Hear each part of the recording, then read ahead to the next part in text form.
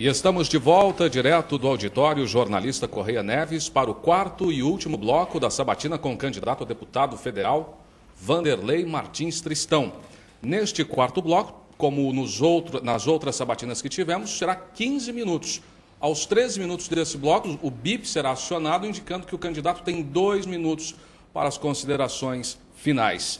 A gente abre este quarto bloco com uma pergunta, candidata, enviada pelo servidor público estadual, Carlos Jimenez, que também é conselheiro aqui do Jornal Comércio da Franca. Ele pergunta: Vanderlei Tristão, o senhor é favorável à obrigatoriedade do ensino religioso nas escolas e o porquê? Olha, eu sou favorável e na minha época, quando eu estudei, em que o ensino público era mais eficiente, quer dizer, regrediu muito ao longo do tempo, nós tínhamos aula de religião. Isso ajudava muito, era muito importante e as crianças ficavam esperando, porque toda vez, por exemplo, no meu caso, era uma freira que dava essas aulas e ela levava bala, né? Então todo mundo assistia e naquele dia não havia falta. E ela atraía essas crianças com essas balas para falar de Deus. Foi muito importante na minha formação, sou favorável sim. Candidato, que religião devia ser ensinada? Como é que ficam as denominações religiosas que não são cristãs, por exemplo? Na verdade, hoje, na minha época, prevalecia a religião católica, né? Hoje houve uma diversificação de igrejas, de tendências, e eu acho que poderia ser feita essas aulas de forma ecumênica, né? Com a participação de pastores, de padres, de freiras, porque na verdade todos vão falar de um só Deus, vão falar de uma só crença, fale menos ou fale mais, vão falar aquilo que nos interessa. Então eu sou favorável e acho que deveria ser feito de forma ecumênica. Quem não alcança a média deve ser reprovado numa disciplina como essa? E o aluno que não se identifica com essas questões, como é que ele faz? Ele é reprovado também? Não, na minha época não havia prova nesse sentido, não havia provas, eram verdadeiras palestras. E eu acho que isso pode continuar sendo feito. Aliás, continuar não, porque hoje não existe, mas pode ser feito da mesma forma. Candidato, a Câmara tem se envolvido em muitas polêmicas, como o criticado projeto de aumento dos salários dos próprios vereadores, as restrições impostas ao trabalho da imprensa e discussões entre vereadores. O senhor acredita que os episódios negativos possam prejudicar os vereadores que disputam eleições para deputado? Não creio, primeiro porque a minha posição é uma posição, por exemplo, eu fui contrário ao aumento dos vereadores e outras questões polêmicas na casa, nós votamos de acordo com a nossa consciência e acertamos, porque é aquilo que a comunidade espera. Agora, com restrição a essa questão com a restrição da imprensa, essa questão que está sendo discutida, eu gostaria até de fazer um elogio aqui ao Dr. Joaquim e gostaria que a Câmara, que a imprensa aguardasse a nova Câmara e ver como vai funcionar a nova Câmara de Franca e o que a imprensa vai ter à disposição dela a partir de então. Não havia necessidade, por exemplo, de um projeto que ontem foi arquivado, não havia necessidade nenhuma, e a vereadora sabia disso, porque o que está sendo preparado na Câmara, neste momento, vai mudar tudo isso. Então, eu gostaria até que a imprensa aguardasse, porque ela vai ver se vai haver imposição ou não, e eu digo que não vai haver. Candidato, o senhor é um veterano, 5 mandatos, mais de 20 anos de vida pública, passou por várias legislaturas, viu muita coisa na Câmara. O senhor diria que a atual legislatura é boa? Olha, não. A legislatura nossa, deixa a desejar sim. Ao longo dos anos, as câmaras vêm piorando. E a grande verdade é que nós temos que descobrir o motivo disso. Então, será que é o eleitor que não está votando corretamente? Ou será que as pessoas se modificam a partir do momento que estão ali? Mas ao longo dos anos, vocês acompanham e podem perceber isso, a Câmara vem atuando de maneira mais deficiente do que a legislatura anterior. É frustrante para quem ocupa um cargo ali? Olha, eu diria que é. Eu saí muitas vezes da Câmara, porque eu fiquei afastado da Câmara há 4 anos, e quem trabalhou com a Câmara Municipal em outras legislaturas, eu trabalhei com o Ari prefeito, né? As discussões eram amplas, né? As conversações eram outras, e se tratava exclusivamente daquilo que estava em discussão e não de assuntos ligados a outras questões, né?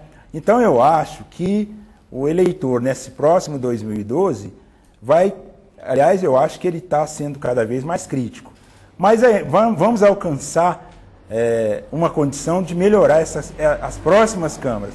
Eu não diria que essa é boa e a anterior também não foi. Candidato, em fevereiro de 2009, o secretário de Finanças, Sebastião Manuel Ananias, que é do seu partido, insinuou que a bancada de vereadores do PTB, formada pelo senhor, pelo Bahia e pelo pastor Otávio, teria votado contra um projeto de remanejamento de verbas como retaliação ao fato do partido não ter obtido os cargos que pretendia na prefeitura.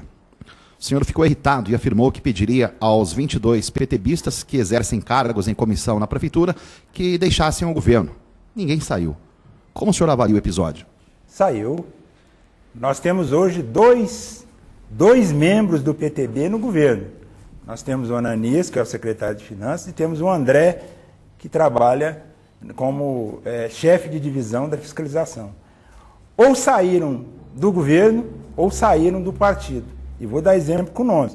O Jerônimo não é mais do PTB, o Cacau não é mais do PTB, e eu lembro desses 2 nomes agora, mas poderia te dar os nomes de mais de 20 pessoas que deixaram... A saída do Jerônimo, nós sabemos que não tem relação direta com este episódio. Ele foi para um outro partido que, aliás, é comandado por secretários ligados ao prefeito. Então, mas outros que estavam saíram. Nós não estamos... O PTB hoje não participa do governo. O Ananias e o André são membros escolhidos pelo prefeito sem a participação do PTB. Embora o PTB continue com 2 vereadores que têm uma posição direta, eu sou independente na Câmara, eu particularmente voto favorável, você está lá na Câmara toda semana para verificar, voto favorável àquilo que é de interesse maior da comunidade, aquilo que é contrário a gente vota contra e exercemos uma fiscalização direta. Ficou alguma mágoa do episódio? E como é que o senhor se relaciona com o prefeito Sidney Rocha hoje? O senhor sonha com o apoio dele? Conta ou não é relevante? Não, o apoio do Sidney, sem dúvida, é relevante. O Sidney hoje é um político que tem e detém uma quantidade de votos invejável, né? Se ele vai nos apoiar, eu o apoiei quando candidato a vereador nas 2 eleições e fui o responsável, e o Ari está aqui para confirmar isso, fui o grande responsável pela união dos 2, para que o Sidney pudesse ganhar em 2004, quando ele, sem o Ari, não ganhava. Agora, se ele vai nos apoiar, e se ele apoiar, eu agradeço imensamente.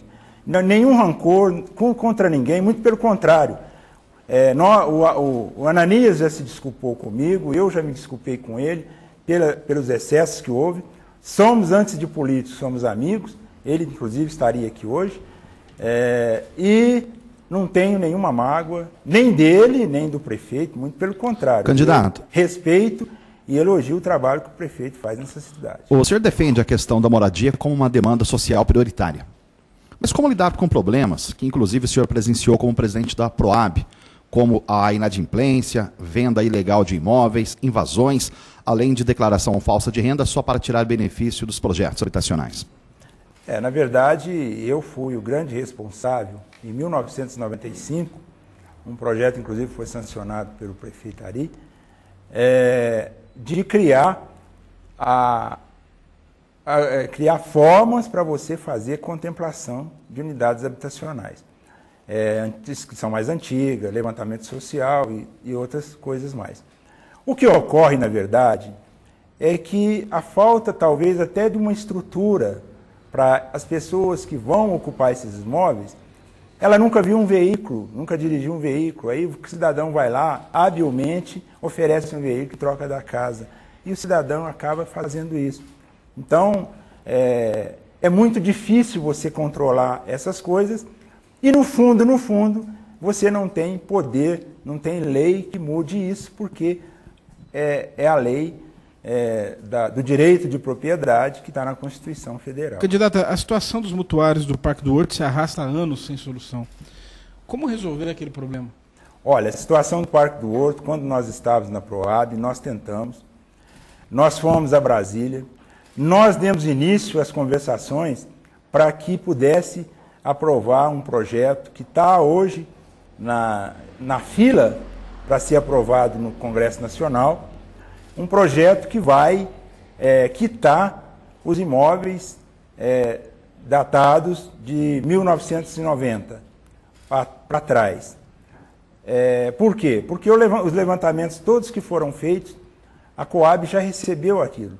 E, no entanto, ela continua cobrando, porque não tem lei que impede ela de fazer isso. A Caixa Econômica Federal, mesmo antes dessa legislação que está lá na fila para ser aprovada, ela já vem fazendo há muito tempo essa quitação de imóveis. Recentemente, no Jardim Palma, os imóveis de todos que estavam pagando em dia foram quitados com 10 anos de antecedência. E é isso que deve ocorrer no Parque do Horto agora. Só Deus e o Congresso Nacional pode dizer quando.